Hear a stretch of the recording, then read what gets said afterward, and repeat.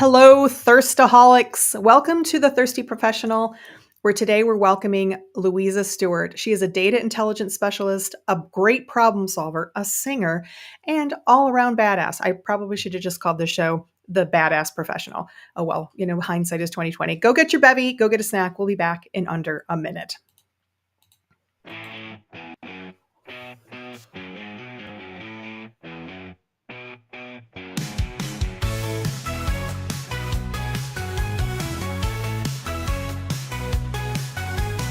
Welcome to the space where truth is poured. No corporate scripts, just tales explored. From passion quest to purpose found, the thirsty professional breaks new ground. So fill your cup, let's have a chat about careers, life, and all of that.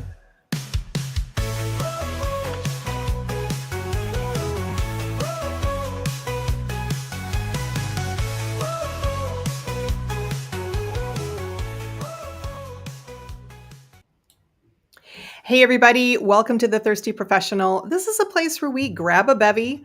You got yours, I hope. Ditch the BS, and we get real about careers, purpose, and passion.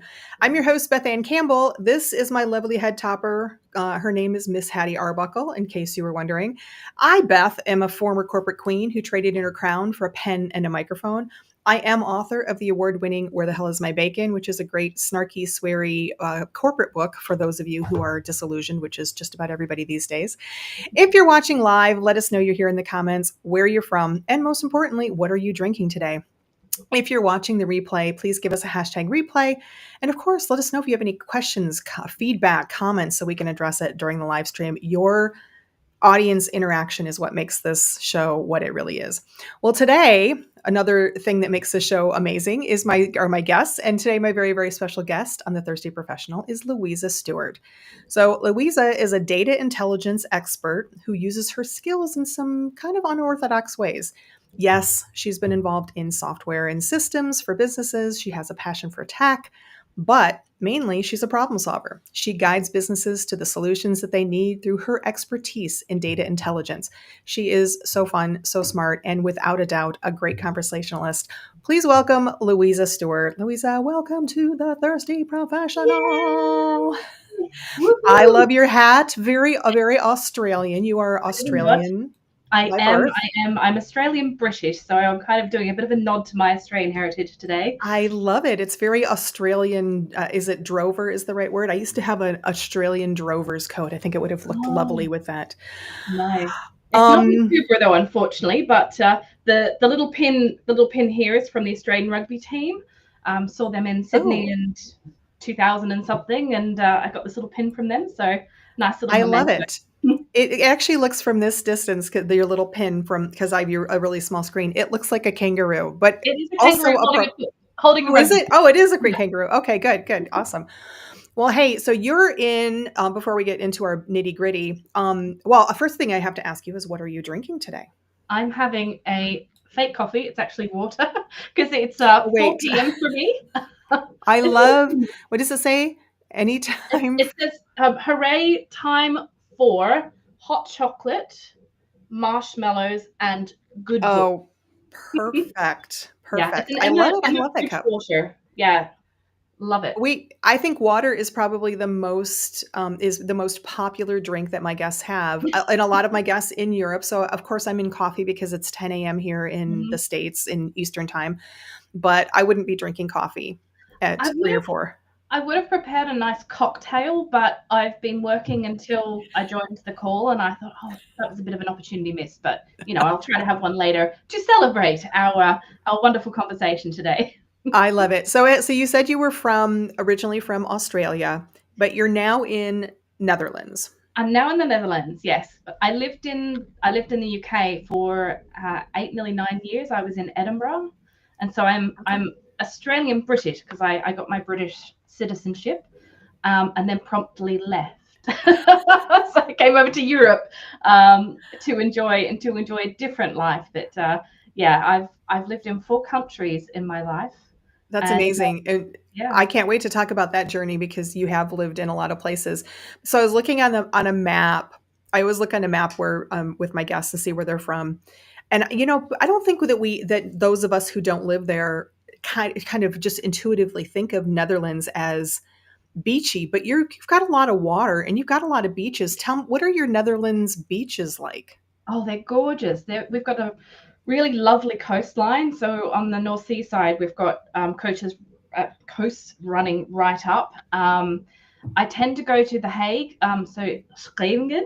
No, I didn't say that right. Scheveningen. My friends here are going to be going, no, no, not even close. But yeah, I'm not a beachy person. I'm not a big fan of sand, which is quite unusual coming What's from wrong with Australia. you? I still love you. I still love you. But So, speaking of things that you're not a fan of, so how do the insects in the Netherlands compare to those in Australia? I know it's like such a cliche thing to ask, but I'm so fascinated by the they're a fact that delight. people live. Absolute delight. Nothing's going to kill you here. I mean, growing up, I grew up on a farm, so rural kid. You'd wake up in the morning and there'd be a giant, spider above your head. You'd be going, oh, okay, that's there. Um, Outback toilets and snakes and spiders, and you're aware of the dangers of them, but you know not to worry about them because what's the point? So, run around barefoot and not think of anything in the world. I mean, that's the thing that fascinates me. And people say this about Florida too, because I sort of have an irrational fear of alligators because I think, well, if I ever moved to Florida, which probably politically I wouldn't now anyway, but if I ever moved to Florida, I would have to have a pool that was completely enclosed because I couldn't go. I mean, I don't think you're Mhm. supposed to go in really any body of water unless you can see what's in there, because I would imagine but then so many people live there, so I imagine it's probably the same for you, that you probably occur, especially if you're out in the middle of nowhere. If you're a farm person, you probably encounter this regularly and you just don't think anything of it.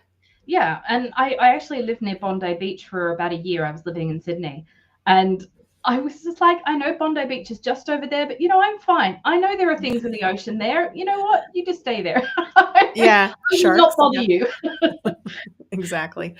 Well, that's fascinating. I don't know. It's just every time I see one of those videos where somebody finds the hand size spider, and Yeah. I just wonder how often. I guess maybe God, I hate to tangent off this, but I'm so fascinated by it. I just wonder how often you really encounter something that is truly lethal. And I say truly lethal because sometimes we have this idea that certain things are just going to kill us. Like I thought until well into my middle ages of adulthood that tarantulas and scorpions in the U.S., in Arizona, in Texas, would kill you. If you got bit by a tarantula, you're dead. If you get bit Mm-hmm. by a scorpion, you're dead. That may be true of other tarantulas and scorpions, but in the United States, it's really not true unless you're allergic, like a bee. Mm. It's not really lethal to an adult. So Yeah. that was shocking to me, but I know Australia is a whole other world. So I have I don't I know. have this dream of a snake chasing me and me getting inside and closing a glass door and the snake hitting the glass. I don't know if I dreamt that or if that was real, but it's quite potentially real. Could be a memory. Could be a memory. I love it. Well, I'm going to check in real quick with the comments. I see my friend and former colleague, Mike Goggin, is joining us. Thank you so much, Mike. Mike lives in Arizona, and Mike has told me the stories of when he first moved there about how he would go out with his kids and they would shine the flashlight to find the scorpions. So Mike is probably well aware. Mike, thank you for joining. Mike is a regular visitor here and a good friend and just an all around amazing, and also a corporate technology. He is in the GIS world. So you're a corporate person, you're probably familiar. So, and he is coming, he is drinking his coffee because it is probably I never remember with daylight savings, but it's probably 7 a.m. there right now. Mike's an early bird like myself. Okay, so let's start off, Louisa, with let's tell our audience, what do you do right now, and what are you passionate about in what you Oh, do? yes, let me tell you about my passions. Data. I've been running a business for about 12 years now, and it's always revolved around administration and data. So I work a lot in systems, and I've realized that I've carried that from when I first got my jobs at, when I was still in high school. And I always gravitated towards these sort of information roles. So, Um, like what? Like, give me an example. I mean, doing, I guess, packing envelopes that have all the invoices in and Yeah. making sure Okay. everyone got their, this is when Yeah. you used to have to mail out mail out your invoices from the With a businesses. stack. Yeah. Yeah, I worked in a records room when I was in my early 20s, and you're always dealing with information and making sure it's in the right places. That was a lot of paperwork. It was one of the big four insurance companies, and it's like, the Oh, records wow. room have stacks, and sort of you work your way down the stack and get it all filed away, and by the end of the day, the stack would be that big again. Wow. So you started off really early with your journey into data. And I'm Yeah, so glad that you yeah. say data because I've had there's a little bit of a I was seeing somebody, people clickbait posts and saying somebody was like the proper way to say it is data. And I'm like, look, it's data, tomato, tomato, whatever. As long as Anyway, you're loving it, I don't care how you say it. right. It's fine. So what do you do? So what do you do now? We'll talk a little bit about your journey and how you got there, but what are you how are you Yeah. helping people today? So Blue Ninja's evolved. So I've kind of, over the last few years, I sort of was talking about data a lot, maybe 5 years ago, and people really weren't responding to that. I thought, oh, okay. So I sort of talked more into about processes and procedures, and wanted to help people improve the way that their foundations of their business were set up. And people kind of didn't want to talk about that either. So I've kind of moved across to systems and software. That got a little bit more receptive because I started talking more about CRM, SaaS, so software as a service. Sure. Yeah. Um, and kind of with the changes that AI have presented, I'm back around to data again because people now see more data and they're really understanding it a lot more than they used to. I think accessibility of data has become much bigger than it used to be. So, and I mean, I love when businesses really understand their data and they go, oh my God, we're making decisions from this. And you think, yes, you've got it. But Just therein lies the problem, right? Because probably having all of that data now so easily accessible can be overwhelming and maybe some of them don't understand their data. it, it can be, but I think there's metrics that you can pull early on that can make life a little bit simpler as you get to know sort of your business data and foundations. And yeah, I don't know, even coffee can be a metric. How many cups of coffee do you drink a year? You can datatize that information, and I think people are quite shocked about how much I think the answer for me is how many cups do I drink a year? Too damn many is the we don't want to measure that metric. is that possible though? Really, coffee drinkers out there? Is it possible? I mean, yes, it probably is, but I don't know. I've tried to quit coffee and I can't, so that's number is gonna just continue to grow, and I'm proud of it. Okay, so you had a hankering for data, you had a knack for data or exposure to data early. Now you're helping small businesses. Is it big Yeah, businesses, small? working with small businesses mainly. I've sort of got a couple of projects where I'm building partnerships to launch products and services that can help small business. But yeah, I've had some wonderful businesses that I've worked with. A publisher in the US, they are brilliant at what they do, and yeah, just really enjoy working with people on their systems and really getting to know their business through their data. Yeah, I love it, coming from a corporate world, and I certainly know the importance. So, how did you get from? And you worked in traditional professional jobs I for did. years. So, tell me a little bit about how you went from traditional professional corporate type of jobs, and now you're founder of Blue Ninja and business owner and entrepreneur. Yeah. I mean, I did a degree in information management at university. And so I sort of it really sparked my interest, and I thought, oh, I'll go work in libraries. And then I realized how boring they are. I love that. Oh, I know, right? It Well, they're boring probably if you work there, but for some of us who love I mean, libraries, I mean, you know. respect for librarians. They are brilliant people, but you've got to have the knack for that patience. And I Yeah. don't. I'm like all over the place. So, for me, it was more about exploring information. And I went, whilst I love the principles of my librarianship, I've really looked more about the information side. So I worked at a corporate for about a year in their records room, and then moved into a Wait, university. and the corporate's records room was not boring like a It library? I was would think that. it was intense, like, and I enjoyed it, and it was a nice way to really start my career.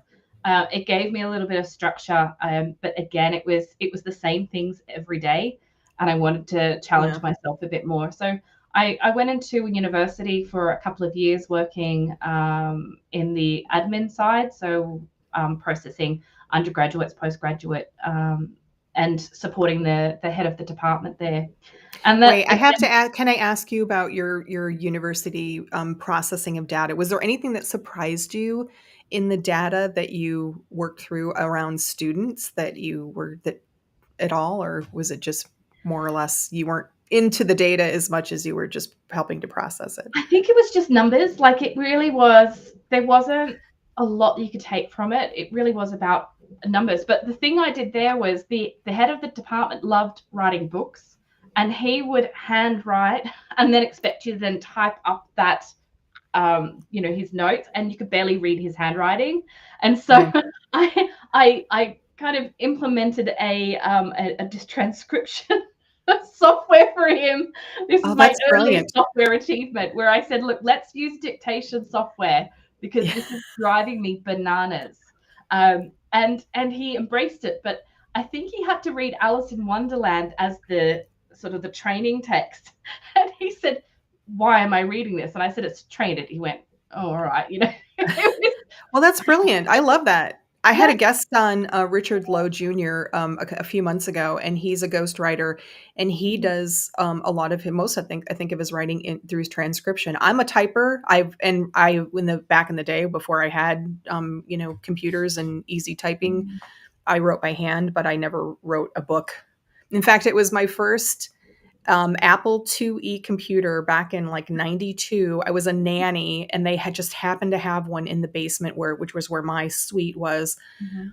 And it was the existence of that and the idea that, oh, I could write, because I, probably was writing, but just writing by hand or using some old cheesy word processor. And as soon as I got the software for that Apple IIe, as ancient as it was like, Mhm. all of a sudden I could write as fast as. So I think using transcription is brilliant. That was brilliant on your part to to suggest that Yeah. too. I actually learnt touch typing at TAFE on those old, they weren't even computers, they were sort of like transcription-y machines. Yeah. And they'd make little sounds, and you'd have the thing would be A S D F, and then you'd have to do that 20 times, then you go on Yes. to Oh yeah, Z, that was typing so class. Yeah, in high school. We should do a whole show someday about just the evolution of, computers and probably in writing. It would be very fascinating because, there's so much to talk about. But I'm it sorry. would So go be. ahead. So you're in this university. So nothing. So transcription. So what's the next Yeah. part of your journey to get to Well, here? I had an itch to travel. It's what I call my Mary Poppins moment. So when I grew up, not much to do on the farm. So we used to go to Blockbusters and get VHS cassettes out, and Sure. I'd love musicals and Disney movies. So Mary Poppins, Bedknobs and Broomsticks were my go-to when I was younger. Oh, And I had this dream of going to London and having my Mary Poppins moment. That's what I call oh, that's such a great dream. and that's what I did. I made the decision to travel when I was 23, and gave my notice in at the university and said, right, I'm going. And two of the students were getting married in Ireland, and they invited me to their wedding. So I had a date Bonus. to get to the wedding, and so off I went. Oh, well, that's awesome. So I know you had your British citizen, you're living in the Netherlands, you were Mhm. born in Australia, Germany. You were Yeah, in living in Germany for a bit as well, and you've clearly visited many more places. I What's your have. favorite out of the places that you've lived? And well, tell me your favorite place that you've lived, and also tell me your favorite place that you've just visited. Oh, I mean, Dublin's one of my favorite cities in the world. If you could ever go to Dublin, please go. It's fantastic. And I went to the wedding. It was in Derry in the north, and then came down to Dublin and just fell in love with it. But it was Oh, winter, so it was a bit cold, but I still enjoyed my experience there. And I'd say that was one of the happiest places I was ever in, and I loved every second of it.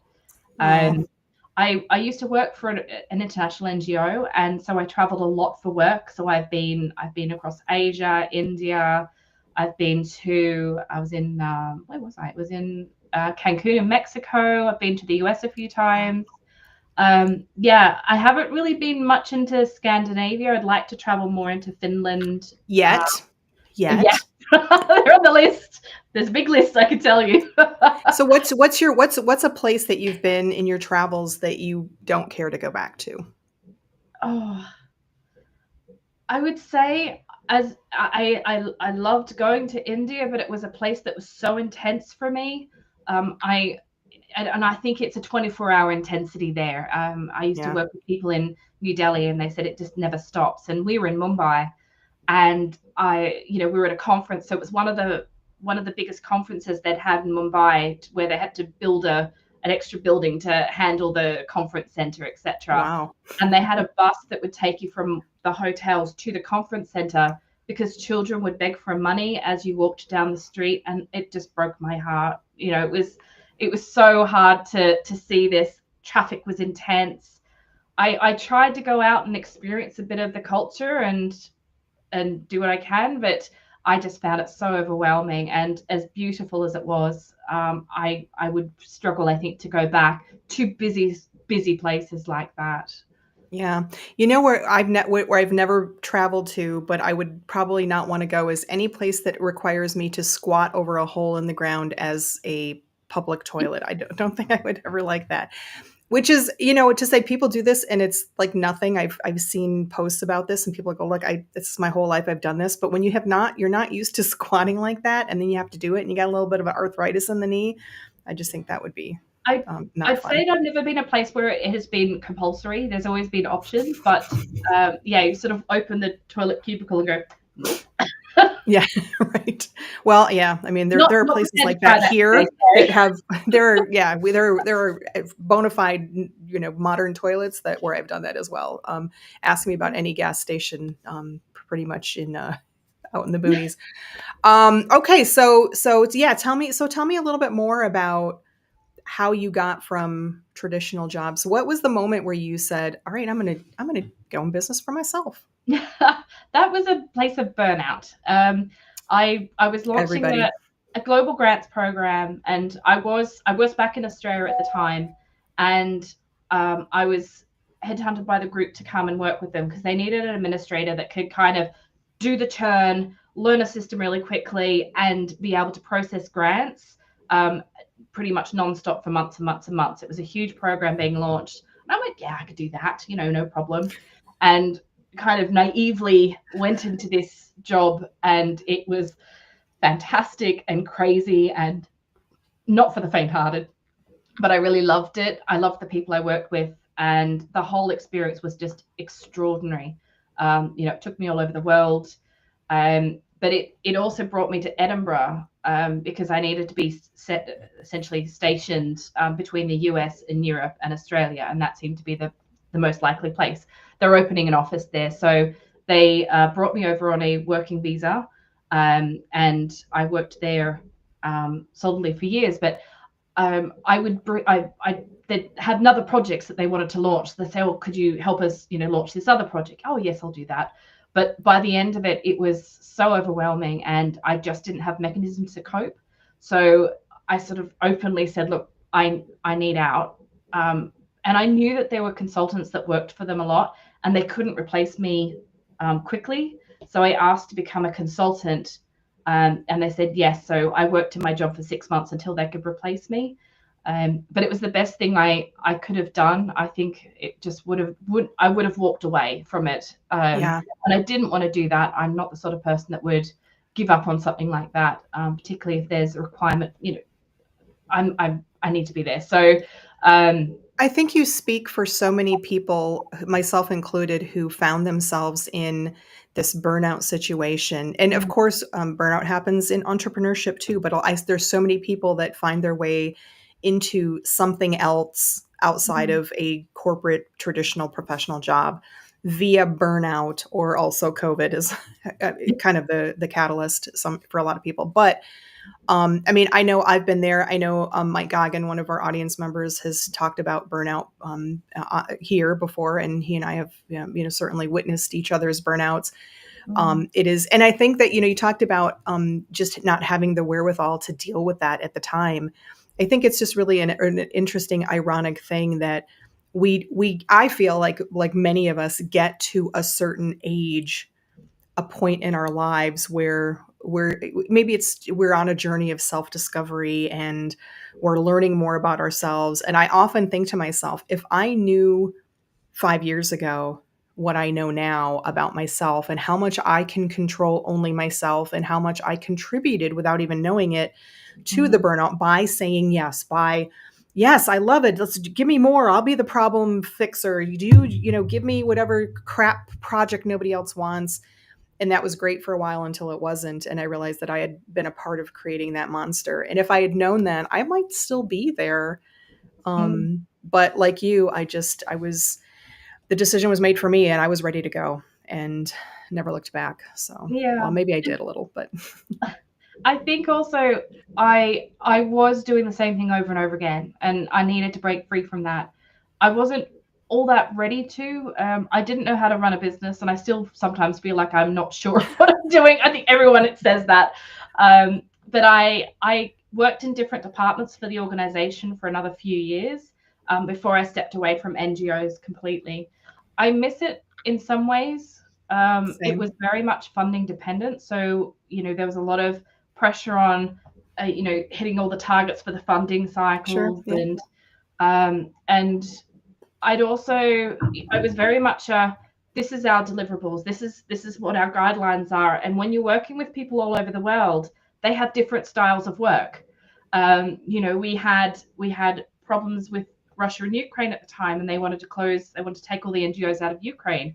And it was like we were having some success there, and suddenly the team were like, we have to leave the country now. I'm like, but well, that is every company everywhere is like, hey, wait a minute, I'm telling you, this is not a good idea, or we should do something different, and then you just don't get heard because of whatever decisions. But did you find at all that your creativity, do you consider yourself a creative person? I mean, you kind of just intuitively feel like one to me. And did you feel like that was lacking when you were kind of in that I'm ready to be out? Yeah, I lost it. I've actually had a conversation with someone about this who's quite a creative person, and I've lost my mojo. Like, I really lost that creative drive, and my perfectionism started to come in a lot. And then I wouldn't do something because I was scared that it wouldn't be good enough, and it's for me, but I was still in that state of anxiety. And I think it took me, I would say, probably 4 or 5 years to get out of that state. I would say only in the last 2 or 3 years am I really in a good place now. You asked me before where I loved living. I would say Germany was stunning. We lived on the Swiss Alps. We had Swiss Alps on one side and the Bodensee, so Austria on the other side. And it was the most gorgeous place to live. But Brexit happened, and we had to make a decision because the German immigration laws were much you had to pass languages, and I am hopeless at language. So, we were making decisions on external influences, but I loved it there so much. And, I'd travel to Paris and work there and then come home and just go, this is just amazing. Like, it was what a wonderful place to be. Yeah. And you go out into nature because they encourage you. They close everything lunchtime on Saturday and said, this is your term. Just go out into nature and relax. And you're like, what do you mean relax? What is this thing? But it Well, was not to brag, but the Germans are my people, yay. my half people. Um, Let's pause here for a second because I want to chat. We got a couple more comments coming in. Derek is joining us talking about scorpions. He's in Tucson, all about Arizona, scorpions. a little more south, and he said a scorpion will feel like a broken leg. Well, I don't want a broken leg. So thank you for that warning. Because in Texas they would say it was like a bee sting, but you must have different scorpions in Arizona. Oh, and some scorpions are transparent too, the most venomous ones. Well, thank you. Where I am I not probably will going? not be. Arizona. Right, I've got that Yeah, note. we'll That's visit. the We'll Australian. just, we'll just visit. Okay, so how did you find yourself in the Netherlands? So you were in Germany, and Brexit is. I didn't realize is Germany. Did Germany Brexit? Well, Did Germany exit? I mean, because I was a British citizen, before oh, Brexit, I had right of passage across Europe because our gotcha. residency allowed us to be able to live in other countries without Yeah, having visa requirements. And when Brexit came in, you then had to decide where you wanted to reside for your residency, essentially, your visa, because they were negotiating with different countries about what the status of British citizens in that country yeah, would look like.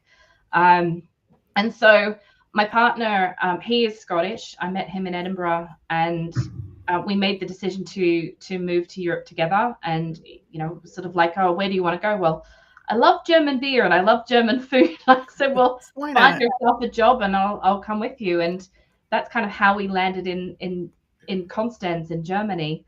And the same thing happened when we moved to Leiden in the Netherlands. It was a job opportunity for him, and we said, well, let's give it a go. And I think it was one of those places where we weren't ready to go back to the UK just yet. We still wanted to kind of keep our toe in the European climate. Yeah. Um, and we ended up in such a beautiful place. We live on a canal, so we have one of the canals, the main canals that run through our town right outside our back door. No alligators. No alligators. Oh, brilliant. And it's been such a lovely move. We have no language restrictions here. I did try to learn Dutch, and as you heard very early on, I butchered it. It's just Australians have a very flat language, and I just don't have any of the sounds that sort of make up the Dutch language. And I try Yeah. to say something, and someone will go, "No, I didn't get that." And then I try it. No, I didn't get. Are you trying to say this? Didn't I just say that? It's really interesting, just tangenting off a little bit about languages, because I have heard people talk. This is really something that I really just haven't been aware of only in the last few years, as people talk more about the mouth placement. Because I've heard that Yeah. people who are like, for example, Australians speaking the same language, maybe some terminology difference, but we can understand each other. But there's much more of I you correct me if I'm wrong, but more of a surface mouth movement, where I've heard people, Australians, say about American English that it's you just, and even Brits too, that it's just, you're just using your mouth, like maybe Mhm. because we're saying like "our," girl, and you have to really just, instead of girl or girl, it's girl, and there's just more Yeah. tension in the mouth. Maybe that's our problem. I don't know. So when did you launch Blue Ninja, and tell me what you do, some of the things that you're doing for your using helping people with data. Give me some Yeah. examples. So I launched it in 2013, and when I went back into the company, I was consulting, and Blue Ninja was born then. And it was one of the challenges I had was choosing a name, which I think a lot of people struggle with. And it took me about a month. And blue is my favorite color, which you can see in my hair. Um, that was I my love your 40th name. I that was love my the name. 40th birthday present actually to myself. And I went, I Oh, want good to for do you. it. And I had slithers of blue. And then my hairdresser went, what do you think? I went, more, more. I hear you. I told you earlier I want to do purple. I have Yeah, the purple stuff waiting, and you've go convinced me for that I it. just need to just take the leap. I look forward to your next webinar where you've got purple Yay. hair, Beth. All right, I challenge love it. accepted. I love Um, Blue Ninja, and it takes me forever. By the way, some of the people that are probably listening remember when I reach out to people, I spend weeks trying to pick the right title. The Thirsty Professional had many, many manifestations, and I finally settled on that. But it took a long time because it's important. It's important Mhm. to me to kind of set the stage of whatever I'm doing. So I love Yeah. Blue Ninja. And I mean, ninjas, it was an administration thing because we're always behind the scenes doing things that people don't notice us, but we Yeah. are so active. And I felt like that was also quite appropriate for who I was trying to be. I'm like, I just want to fix things for people. That's my thing. Yeah. And someone will go, "Oh, you're done. That's finished. Wonderful." That's how I wanted people to feel when they worked with Blue Ninja, was we just solved things. Like, here Yeah. is the problem, we'll give you the solution, we'll put it in place. There you go. Love it. And I enjoy working that way, but what I found was I was too invisible. So I Oh, really was, I do a lot of work behind the scenes, and people wouldn't realize how much I'd done because, again, make it look easy. A lot of administrators will work really hard to make things very seamless for people, but they don't understand how detailed and complicated the work might be. right. And here Yeah. it is at the Oh, end. common in tech. I worked, all my Yeah. 23 years in the tech sector. And yes. Oh, I go to conferences and Mike Goggin can attest to this. So you go to a conference and they go, look, we put this together in 5 hours. And I'm like, but you didn't talk about the year and a half that you've been working on the data and the Yeah. data behind the scenes and all of this stuff. So Yeah. yes. Yes, it's so easy. Yes. Yeah. Boom. And I mean, I've got a new project which I'm going to launch very soon. So I'll tell you a little bit about that because I'm quite excited by Yeah. this. Tell me. But it's taken all of the training, all of the expertise that I've had over the last 5 years. I've been doing a magazine. So we talked about I sing, Yeah. and I sing in a chorus and I sing in a quartet. Yes. And we have a regional convention in the UK every year. It's under Sweet Adeline's International, which I love. I love barbershop singing. I've really embraced it, and I'm all right at it too. I will say we came third in our quartet convention. So Oh, today, congratulations. That's awesome. and I worked with the region on improving their website, but also they used to have this magazine, and I went, I want to do that, and so I took Like a over. magazine, like a Yeah, it's oh, a virtual magazine, but it's really talking about all the choruses and the quartets and convention and international, because we go, who if you knew? There's like yeah, a whole world for like chorus and quartets. it's humongous. There are like 4 or 5 barbershop associations in the UK alone, and we have What? like we have like 35, 40 regions across the world that all come together in international in the US and compete against each other. So Australia's won it, Sweden's won it. There's a lot in the US. Like it's so much fun, so much fun. And I've only been in it since I came to the Netherlands, and it was my friend Heidi who was in my chorus singing unlimited, and I just happened to go to, someone was sort of talking about auditions in Light, and I went along and thought, not really for me. I was sitting next to Heidi and she said, look, we've got open auditions with our barbershop course. Do you want to come along? I'd met Heidi for about 15 minutes. I said, yeah, I'll come along with you. Why I will not? hop in your car, stranger, and go somewhere where I know not. And that was it. That was my barbershop adventure. Started with a conversation with Heidi in a random hall and somewhere in Leiden at 10 The a.m. power of networking, people. The power of networking. It really was, yeah. And so I started to develop this magazine. And what I've realized is, with AI working the way it does now, a lot of the things I wasn't so good at, so the writing parts of that, AI could help me to put things together. So I was quite good at interviewing, but not so good at the compiling. Yeah. And so now using AI, I can actually generate the stories I was hoping to generate. Love And it. I realized that was something I was kind of taking all my strengths and putting them into something that I enjoyed. I really loved doing that. And I thought, so my mother has dementia, and we're on about a 3-year journey at the moment. So I've been traveling back to Australia every 6 months to see mum and dad Oh, and check in. And when I was home last, when I flew back, a lot of mum's friends were trying to tell me stories while I was there, and I loved it, but it was so overwhelming because I kind of got little bits of them, but I couldn't remember much of it, and I was juggling quite a few things. And when I came back, I thought, I wonder if I could create something where I could log those stories, because I didn't know what to do about this. And I thought, I think I could create something using all my skills. And I work on Yeah. a virtual museum space, and, we're doing different things there too. So you're thinking about data and information in different ways. And yeah, so I've built this platform that we're going to launch in another couple of weeks called Remembering Your Life. And the idea of it is that people can set up a page for themselves or their loved one if they're in maybe if they're at the journey in Hospice dementia, or yeah, or in end of life, because I feel like it's an opportunity for people to get those stories out and share what they want while they're still around. And so this platform is kind of taking all the elements of my life that have, really been a part of me. So my NGO journey was always helping people. yeah. I feel sometimes when you live elsewhere from your family, you start to feel a bit disconnected from them. And I know I've Yeah. struggled with that for years about not going home. And sometimes they're like, oh, why aren't you coming back? And it's like, well, I love my life and what it is. And Yeah. It's I hard. I can relate. yeah, and I'm allergic to almost the sun in Australia. I have such a hard time with my skin. So, I love the gloom of Europe. Yeah. But and I think taking all of that and putting in something that is so close to my heart, I feel like this is going to be something that I can really talk about and share with people. But Yeah. it's also embracing all those skills that I have.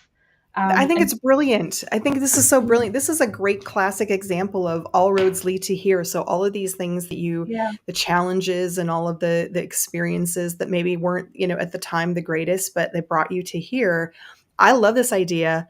I look around, I've been thinking about this a lot lately because really there's one matriarch in our family, and that is she's my godmother. She was my grandmother, so her mother and my mother's mother were first cousins. So there's a cousin connection there. But my mother and her were best friends. My mother's passed, and I there are questions that I would have about even my mother's life and her story, but certainly the family. And there aren't many people around. Certainly not women who tend, I think, to be a lot of times the carriers of those stories, and certainly women generally outlive men a little bit. But I think it's brilliant. I think it's because I think a lot about the questions that I still have, and what was my mom like when back then, and what was it like? My mom lost her husband when she was 9 months pregnant with her fourth child. And I've never had those conversations with my mom about what was it like then, and what did she go through. But maybe her best friend, my godmother, her second cousin, would know that stuff. yeah. But what a great way to use technology and data to put together such a meaningful thing, especially at a time that is so difficult for people. I can imagine that not only is it just useful but comforting. Yeah, and I've lost my memories from my mum. She's lost all of her memory, and Yeah. so I'm so sad that I've not been able to ask her these things. And I'm like, I want Mm, people to feel like they're not going to miss the chance, because yeah. that's what I feel like has happened. And her friends have a lot of stories about her that I've never heard, like Yeah. traveling to Yeah. see snow for the first time in mum's Beetle, and this is her four friends from school when they were 18 hopped in Yeah. mum's Beetle and drove 3.5 hours Exactly. to the snow. Exactly. So I what love does it it. look like? What is the end result? What is if someone is using this service that you're providing, what do they do, and what is the result? What are they getting for that? Yeah, so the mechanism is that we'll have a page for the person. So you register the person, or you could register yourself. And the page will be set up for you with a unique code. We're going to not index it on Google because this is private. This is for the family to be able to use Love it it. Good themselves. to know. Yeah. We're trying to work out how to be as secure as possible with this. Yeah. And on that form will be a place for the book. So all the stories will get put into an electronic book. Oh, I love that. Yeah, so the idea is that you can download the book, and for when someone's in a hospice or in a facility, the carers can actually read out the stories to the person and use it as a Oh, tool for memory. So because a lot of the times the carers don't have any of that information and they kind of have yeah, to probe the family, or can you give us something we can talk about? So this is to help carers and support people to have something to prompt that person, or conversation how starters for special. them. And That's so so on that, special. yeah, so on that page will be a form, so people can fill in the form, and then that will go to the person who set up the page for approval. I want people to feel like they have a mechanism to make sure that if there's a gripe or something, that doesn't go in. It's about Yes, yeah, approval. Yeah, that's yeah. very and smart. Very and the smart. thing I've been working on is being able to put the recipes of your family into a recipe book, and Oh, so you I can love then have that. this recipe book. I'm working on that at the moment, but yeah. Oh, So so brilliant. So brilliant. yeah, so it'll hopefully be what are we on? First of August. So hopefully by the end of the month that will be live. So it'll be rememberingyourlife.com, where I'm hoping it will go. And yeah, I'll share it with you, Beth, when it's up. Yeah, But do that, and I'll throw something out there to the audience because I think yeah, this is so meaningful. We've got Kelly Rodriguez joining us here, or maybe has been joining us, oh, but commenting. I absolutely love this. I lost my mom to dementia, so sorry, Kelly. And there are lots of stories that are lost. Yeah, I mean, I think for anybody, dementia, Alzheimer's, end of life. I know when my mom didn't have dementia or Alzheimer's, but she had a very quick oh shit, something's wrong. And then 4 weeks later, she was gone, and she was home really only for a couple of days in hospice, and before she passed. And it was I'm so grateful that I had those days, those hours with her to just do things and talk about whatever, and just be with her. mm-hmm. But you don't think about those things too when something is, and then when someone doesn't have even that memory, or isn't cognizant in the way that maybe they're able to express that stuff. It's so important to just get those other stories from wherever you Yeah, can. I think this is and so brilliant. And the person, so I work with a woman called Mags Thompson, who runs a fantastic business, House of Hives. And I just said to Mags one day, I've got an idea. Let me share it with you. And so I told her about what I was trying to do.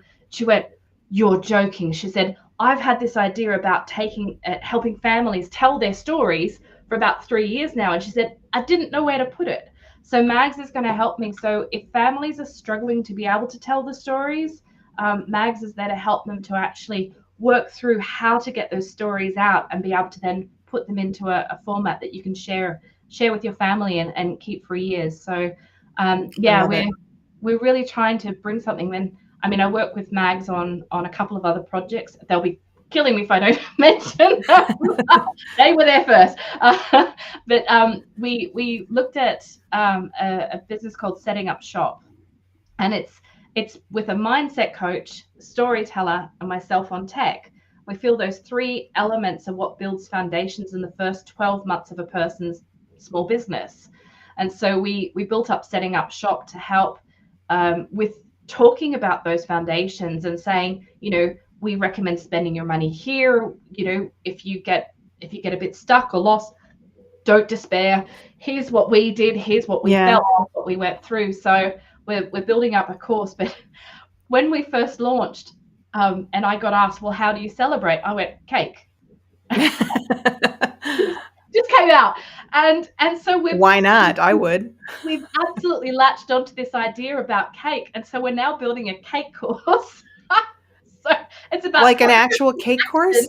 knowledge, and execution. So we've got this, Oh, that's course, brilliant. like just on the concept of how I celebrate, which is with cake. So I love and it. yeah, and the other thing that Mags and I are doing is called the bespoke book, and it's taking another piece of my.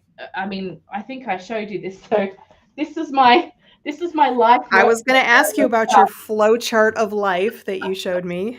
I love workflows, and I'm quite a visual person. So when I said I lost my mojo, my creativity, it's kind of coming back in this form. And workflows are my thing now. I absolutely love doing them, and I help businesses to see the gaps and opportunities in their business by mapping the business out.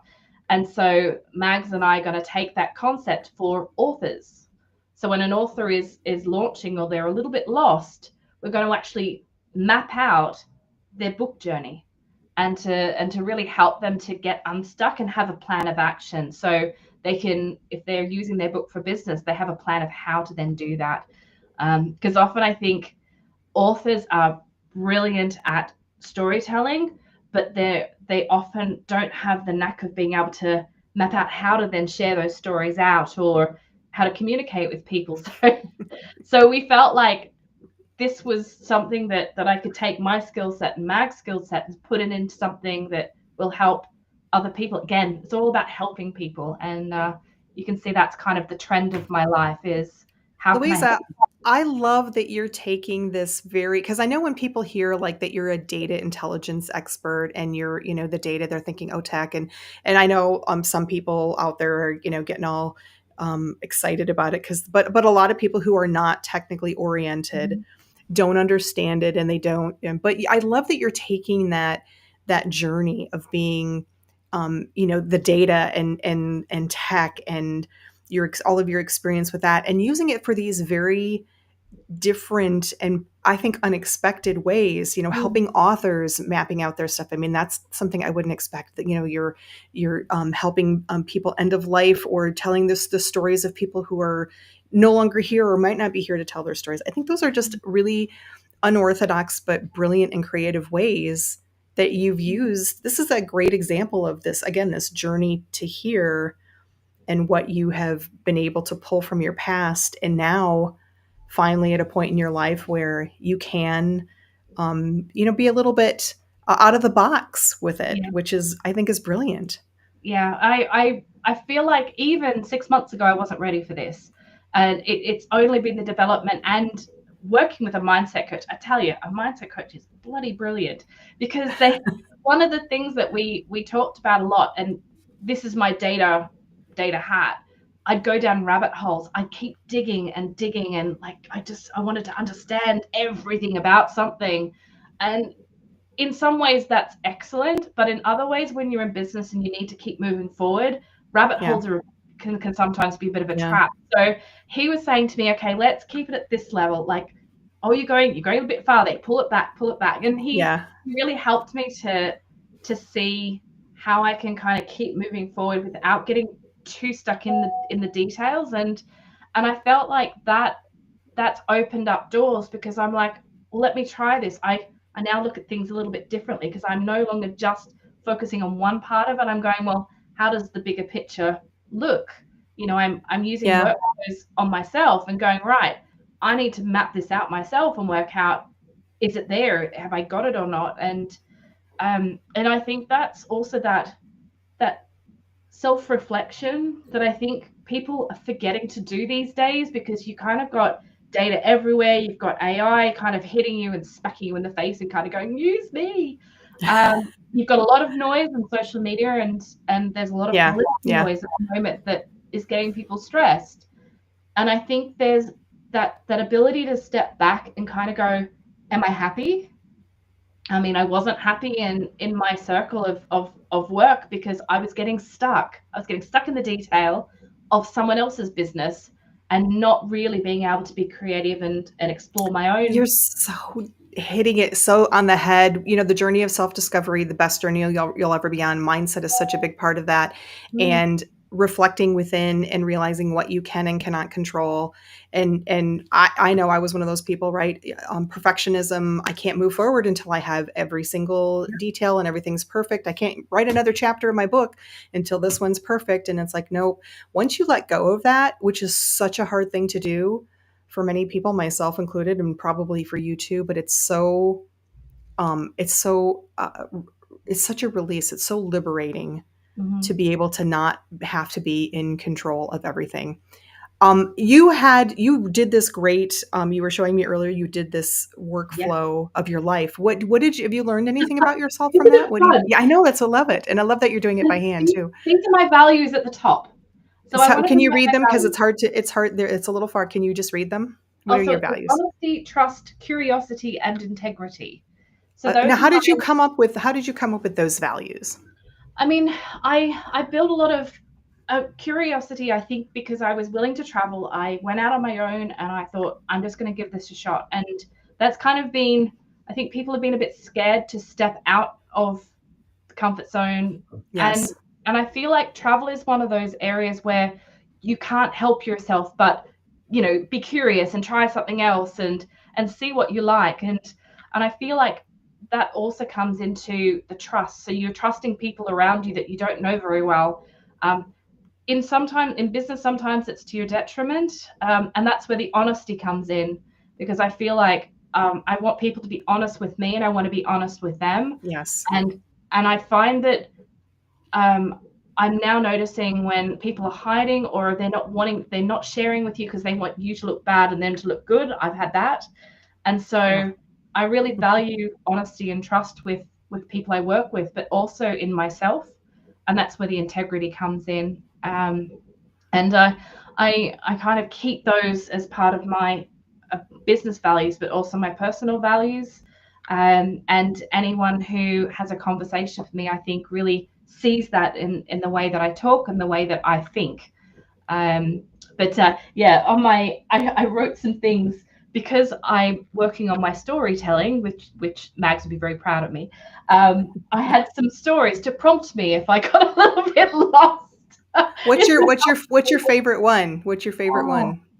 I think I think the one where I was when I was working at the NGO, we decided to do a challenge, which was to go up Ben Nevis for our organization. I was like, yeah, I'm going to do this. And in the middle of Edinburgh, there's a dormant volcano, so you could walk up and down that. So I was up and down that for Wow. weeks. My friend helped me all the way. I was trying to get as fit as I can to do this walk. And there's Yeah. a hut at the bottom of Ben Nevis, so you stay there the night, and then 7 o'clock in the morning you head up the mountain. And I was like, yes, I'm going to do this, and I got slower slower and slower. Oh, And about halfway up, I had a very honest chat with the guide, and he said, I don't think you're going to make it up. And I went, I don't either. And he said, are you comfortable stopping here and just heading back? Yeah, I'll do that. Well, I had the best time. I got out on my lunch, and I had a picnic in like halfway up Ben Nevis at a lovely lake. And I had a lovely walk back down just on my own, looking at the scenery. And it was like one of those successful failures, because everyone else got up and had their photo for the yeah. Yeah. up the top. And I'm like, yay, I'm halfway up Ben Nevis. This is great. Look at me. But it was one of those times where I really wanted to do it, and I just didn't make it. But I Mm. still loved the whole experience. Still raised Yeah. money for the You know charity. what? It was great. The classic, it's not about the destination, it's about the journey. And that's what this show is all about. And here you go. And you just perfectly illustrated. Folks, if you're out there, if you have any final questions or comments, we're going to be wrapping it up here in just a few minutes. So let us know if you have any final thoughts. I do see Kelly had talked about your recipes, and she said, yeah, recipes are pretty much all we have. It's a very Southern heirloom. I think it's food is such a big thing in families. I love that you are in connection. I love that you're incorporating recipes in that, because my sisters and I and our family, we have our family recipes, and it's just it's a common thing, right? Food is love. So I really love Yeah. that. I, Um, I would say on that though, if you know someone who's traveled to another country, send them something from home. Like it's one of the best things to get a little box from oh, someone who yes. knows you, of little things. From it can be a flag, it can be a food item, just something. And I tell you, we appreciate it so much more when we're away. I love that. Whenever my two sisters just visited from Michigan. Mm. I'm in Virginia, the state of Virginia, so this is a few states north of us. A 10-hour drive. So they asked me before they came, is there anything that you want from Michigan? And fortunately, most of the things that I wanted, like certain types of carbonated beverages that are Michigan based, I can find here in Virginia. But it is always just so nice. Louisa, before we wrap up, what do you want our listeners to know? What do you have coming up, and what's the best way to get in touch with you? And of course, I will put all of your information in the comments after the show. But tell us about what's the best way to get in touch with you if someone should like that. Yeah, thanks, Beth, so much for having me. I think following Blue Ninja is a great way of finding out more about the projects I'm working on. We will announce the Remembering Your Life when it's live. The web developer and I'm trying to explain the form right now that I need him to build. But yeah, please have a chat with me if you're interested in anything I've talked about, or you're struggling with data in your business and just want a bit of advice. I'm always happy to have a conversation. Awesome. Well, thank you so much for being my guest on the Thirsty Professional. I just love your openness, your personality. You're like every time sometimes I'll catch you on a networking call or we'll just have a chat online. I just love you're like a ray of sunshine every time I talk to you, and I love that you so perfectly illustrate what this show is about. Is about this journey, and you have such a rich journey, and you're not. And you're just open to talk about it, the good, the bad, and ugly. So thank you so much. I so appreciate it. Thank you for having me. Really appreciate it. Awesome. So next week, folks, if you're listening, I will be on break, but on August 15th, my very special guest is going to be Wandana Puranik. That might sound familiar to you. Wandana was on the show a few months ago, back in April, and we had some amazing discussion about her journey with breast cancer. She was in an induced coma and had some really interesting experiences in that coma. And she talked about her insight into how we as humans brilliantly solve the wrong problem. It was an amazing episode. Not long after her appearance, she published her book. It's called Might, the Power to Change Everything and Solve the Impossible. And she talks about these things like solving the wrong problem. I attended Wandana's book launch. I got my copy a few weeks later. It is now readily available out there, but it is truly astounding. I'm not even joking. It's incredible. I'm almost done with it. I have dozens, I'm not kidding you, dozens of self-help books on my shelf. I either didn't finish them, couldn't finish them, didn't start them. I am devouring Might. It is so well written. So many of those moments where you just go, yes, yes, and just explained in a way that really makes sense. I will probably have to get a second copy because I've marked up my current one so much with highlights and notes. I'm really excited to dive into Might with Wandana on August 15th. I hope you can join us too. If you're watching out there on LinkedIn, please connect if you are not already, both with me and my lovely guest. If you're on YouTube, please like and subscribe. So appreciated. Thank you so much. If you have any questions or feedback or comments that we didn't get to, leave them in the comments or DM one of us if you're able. And then congratulate yourself for getting real about your career, your purpose, and your passion. So now, Miss Hattie Arbuckle, Louisa, and I are going to bid you a fond farewell. Take it easy. Fill your cup, let's have a chat about careers, life, and all of that.